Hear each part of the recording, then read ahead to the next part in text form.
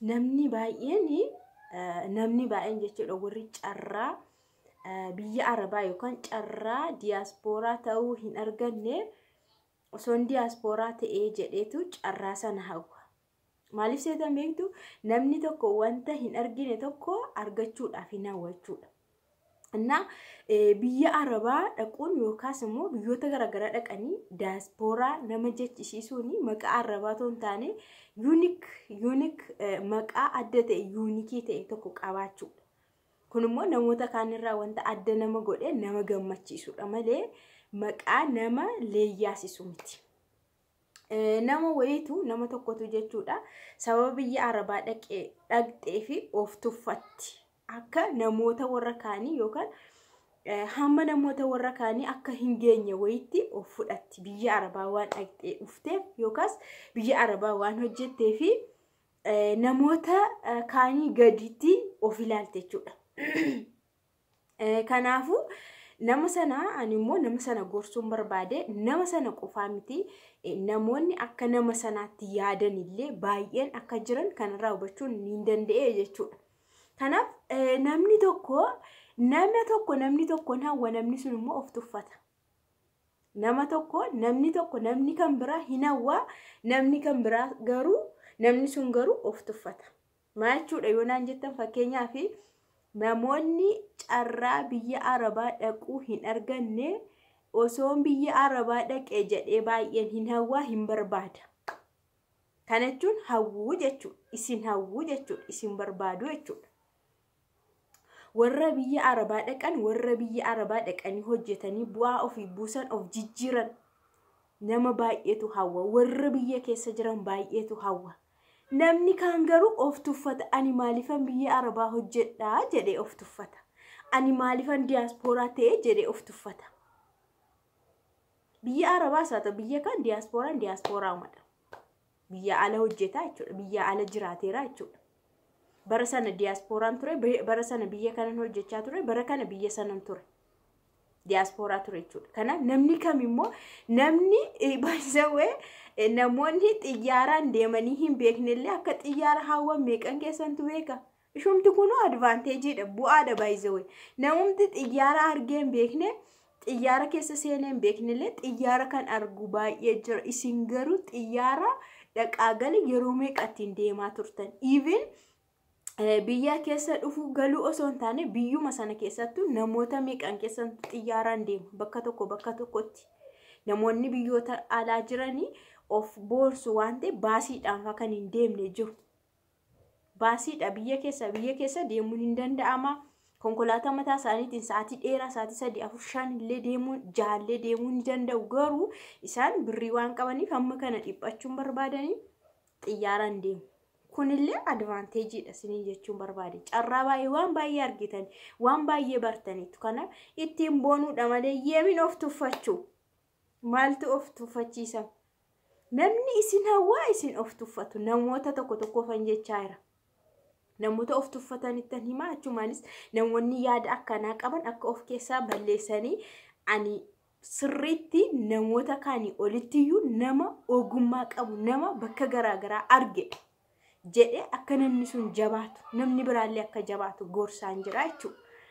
Kanaaf anamma biyya Arabaa hojjedheera wanti xiqqoo ishii natti dhagahamu tokko hin jiru yoon ittiin boone malee.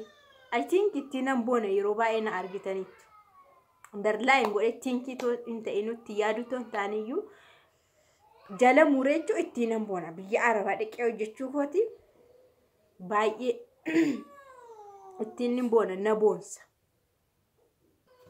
Na jala mureen ittiin boona.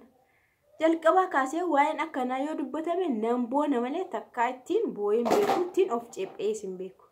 Maaliif hin dhaqe jedhee isin beeku. Sababa kanaaf hin dhaqe jedhee isin beeku. Yeroo baay'ee garuu sababa barumsaan maqaan hadhaa. Inni garuu haa ta'u sababa ta'eetu malee namni kamuu carraa isaaf kennameen deemee hojjeta. Waan hundumaayyuu biyya keessas haa ta'u biyya alaas haa ta'u iddoo kamillee carraa isaaf kennameen hojjeta.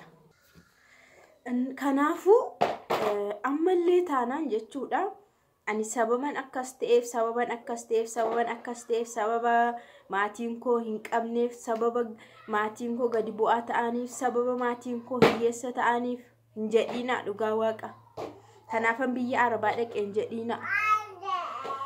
Isinii carraa keessantu carraa jalqaba isinii kennametu akkasin biyya sana dhaqxanii dhuftan akkasin achi hojjetan akkasin bakka carraa baay'eedha kun dhugaa waaqa. Wanta baay'ee bartu achuma biyyallee bartu akkaataatti biyyoonni guddatan jiraatanillee bartu waan baay'ee arguudha. Nama carroome nama carraa adda argates carraan isinii bahe jechuudha malee isin sababa biyya Arabaa dhaqxanii fi biyya Arabaa deemtanii fi of tuffachuu of ceepha'u waan akkasii hojjetu sirris miti. Yaada akkasii dhiyeessuunis gaarii miti siniin jedha.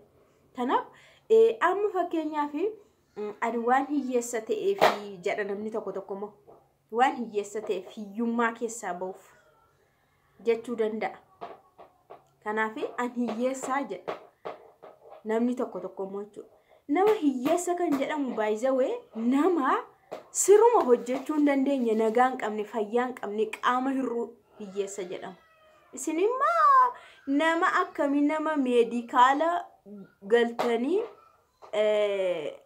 mirmaraa guutuu seentanii nama waraqaan isinii kenname deemi doorbaadeetii nagaa guutuu qabdaa jedhamtanii deemtanii. Kanaaf namni nagaa guutuu qabu immoo hiyyeessa miti.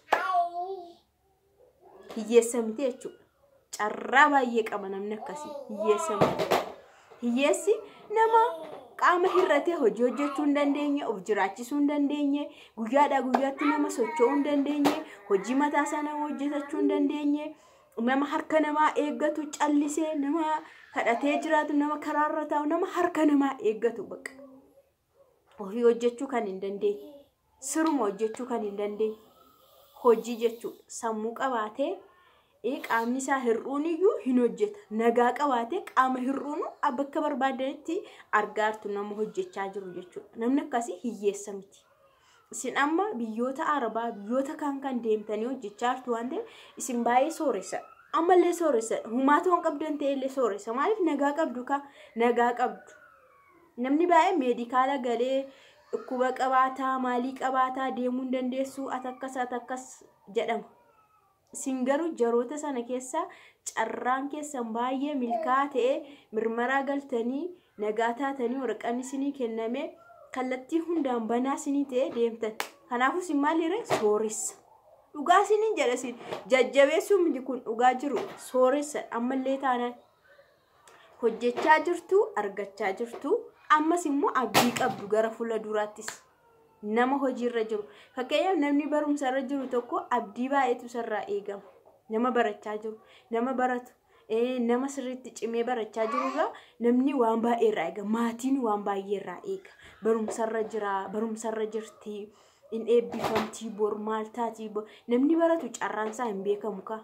Guddachuu danda'a, iddoo biraa deemuu danda'a, iskoolaarii argachuu danda'a, carraa garaagaraa carraa barumsaa argachuu danda'a. Kanaaf nama baratu tokko nama barumsarra jiru abdii baay'eetu irraa eeggatama. Osoo ammumayyuu ati birrii 10, birrii 50, birrii 100 kenniteefisuma iskiriiptoo bittee fi dabtara bittee fi yuunivarsiitiittis waa xiqqoo ergitee fi gargaartu kana inni humaa hin qabne. Kanaanuu namni sun abdii baay'eetu irraa eeggatamu bor nama guddaa ta'a. Bor biyya kana bushuu nama danda'u. Bor biyyo iddoo guddaa gahee waan guddaa hojjechuu nama danda'udha. Abdiitu irra jira. Isinis akkanuma dhabaayiza'u. Isinis akkanuma abdii baay'ee isinirra jira. Hojjechaa jirtu waan ta'eef waadanuu hojjechuu dandeessu. Nama sirriitti yaadu taanaan, nama kaayyoo qabu taanaan, nama mul'ata qabu taanaan, nama borisaaf yaadu taanaan ishee har'a maqaa ittiin jedhamu yaadu, ishee har'a dadhabu yaadu, ishee har'a iddoo jiru yaadu, isa bor galma isaa yaada, isa bor itti galu, isa bor ta'uuf isa yaadeetu ani nama guddaadha, ani bor nama akkasiiti jedheetu guddina isaa faarsa malee isa har'a keessa jiru rakkina, isa har'a ceephamu, isa har'a maal jedhamu suruma yaadatu. Kanaafuu isin sooressa isiniin jechuu barbaada. Nama baay'ee isin baay'ee akka hawwamtan beektuusti yaaddanii beektu. Ani maa biyya Arabaa, ani yoomin biyya kootti gala, ani yoom maalii kootti gala yoom maaloo yoom qilleensa biyya koo keessatti galee isa biyya keessa suuraan postotame sin gowwomsun ilaalina suuraa mana footootti birdigdamaa kaame meeqaan immoo dabarfame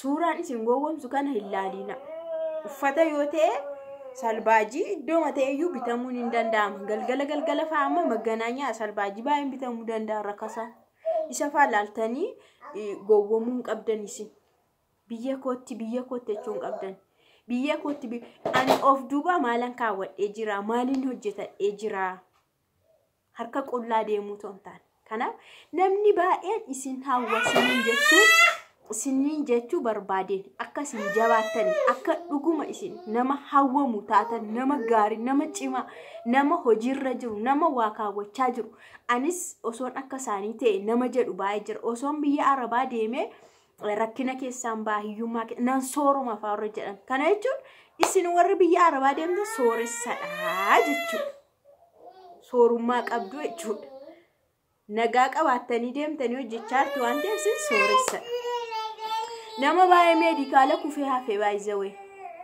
kanaafuu osoo deemanii akka keessan kana hojjetachuu danda'u ture innaa viidiyoo kiyya walumaa galatti yeroon samaraayiz godhee isinii cufu biyya arabaa deemuudhaan of hin ceephayina yoo galtanis of hin ceephayina yeroon kochitti dhume ani kanaafin akkas ta'e yeroon na jala darbee waan achi ta'e waan akkas ta'eef hin duubattafee waan biyya arab hin jedhina no duubatti nafne sin ammallee fuulduruma jirtus hojjechaa jirtus namni akka keessan kaayyoo qabullee hin jiru namni hamma keessan waa guduunfates hin jiru kaayyoo qabaachuu mul'ata qabaachuu akkaataa itti jiraatan beekuudha inni guddaan waan hojjetaniin akkaataa itti jiraatan akkaataa itti deebisanii immoo waan qaban immoo ammas gara hojiitti jijjiiran maama maal taate isa kana beekuudha na kanaafuu of hin tuffatina of hin ceephayina sinin jedha kana fakkaata viidiyoon kiyya turtii gaarii siniif haa ta'u